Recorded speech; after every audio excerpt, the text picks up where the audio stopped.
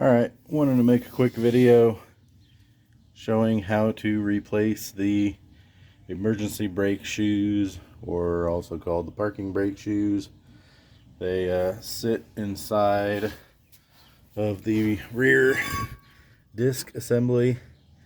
So the inside of the disc is the drum for the parking brake. Obviously, if you're doing this, you're going to want new shoes and the new hardware kit that comes with the springs, the adjuster mechanism and all that. So according to the manual, which is of almost no help whatsoever, first thing you need to do is to slack the eBrake cable. The manual tells you to take off a panel inside the truck, pull the cable and set a pin. I could not get that to work properly, so I just came down here, pulled the slack out of the cable, and vice gripped it in that body mount very gently. Just do not put hardly any pressure on those vice grips and it'll hold that cable, because it's basically just got a spring that draws it back. So you want that slack, and you basically want to unhook the main cable from the passenger side cable, and then you can come over here and pull this spring off of the parking brake lever, and I will show you that real quick on the other side. Alright, over here on the other side, I just kind of took my flathead in here, kind of pried up, got some of that slack out of the parking brake cable, and I basically want to just rotate this cable straight up so it can unlock from this paw. Naturally, it was much easier on the other side. But once the cable's straight up and down, you basically just walk it around. And I think that's a lot easier than doing what the manual says. Trying to get that, come on, trying to get that clip and pull the cable back through. I think it was, since there's so much slack in this cable, just pull it upright, unhook it from the lever, and then you can move on. This was on my truck. I had a real inconsistent parking brake. Sometimes I'd hit it and it would just be rock solid and hold the truck no problem. Other times you'd hit the pedal and it would almost go to the floor with no resistance whatsoever. And I had put a new passenger side cable on about 9 months ago because it was rusted solid. And when I pulled this drum off today, this shoe just fell off. So this shoe had been kind of just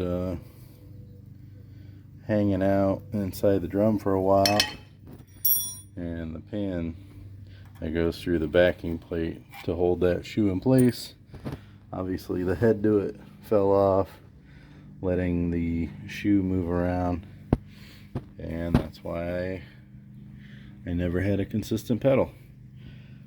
So next thing, according to the book, is to pull the clips for these pins off.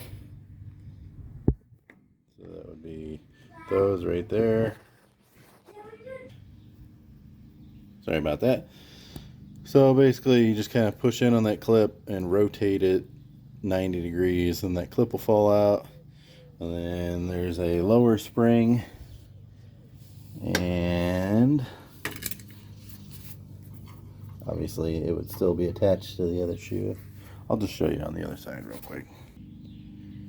Alright, back on this side is still complete. Although I did notice that the clip had broke or came off on this side, but the shoe hadn't moved. So this is basically what you should find when you pull your drum apart, if it's all in good working order.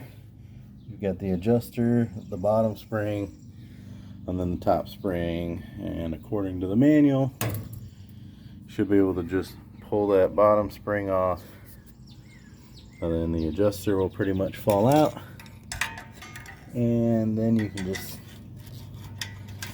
slide the shoes up and out. This is it's in many ways easier than a normal drum brake car, because you don't have the the wheel cylinder. Holy cow. You don't have the wheel cylinder sitting up here, and you usually have a lot more springs and an adjuster cable. Luckily on this setup you don't have to mess with that, but you also have this huge spindle in your way. But I'll unhook that spring real quick and show you what it looks like with everything off. Alright, got those shoes off. On the non-U-shaped side, I just kind of put a flat blade in here, popped the shoe off kind of towards you, and the whole thing kind of split it. It came out with the big spring still holding the two shoes together. These should be all the parts that come out of a parking brake assembly that did not fail.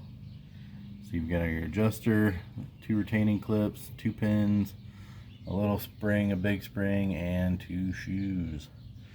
Like I said, I just brake cleaned it all up a little bit, and this is how it'll sit in there. It's all just kind of loose until the shoes are in place for that little rod in there. It just has a rubber grommet that kind of holds it there.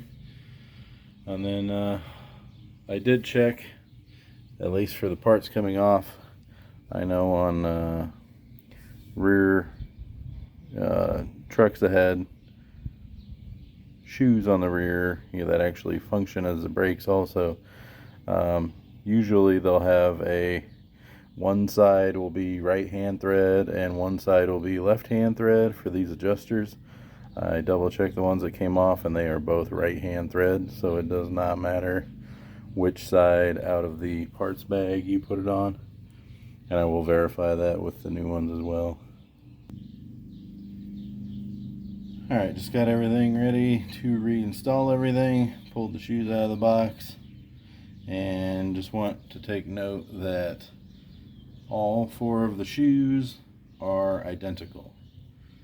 So it does not matter driver side, passenger side, right side drum, left side drum. They are all four completely interchangeable in each other's spot. This is what comes with the hardware kit. You have your adjuster plugs that go on the back side, a couple big springs, 4 retainer clips, 4 retainer pins, 2 small springs, and the adjusters, which are just comprised of this star gear, a slotted bolt, and a slotted sleeve. And I will put these, I will probably put a pair together with the big spring at the top, slide it into all these grooves, and then I'll put these pins in to retain it, and then I will put the bottom spring and adjuster in. Just a quick note, when you're putting this spring in, that is how the spring should go. The ears should point down. Should hook that one in. When you come to hook this one in, you will kind of just walk it around, and they are locked in. Like I said, those ears going inside these slots but curving with the pad.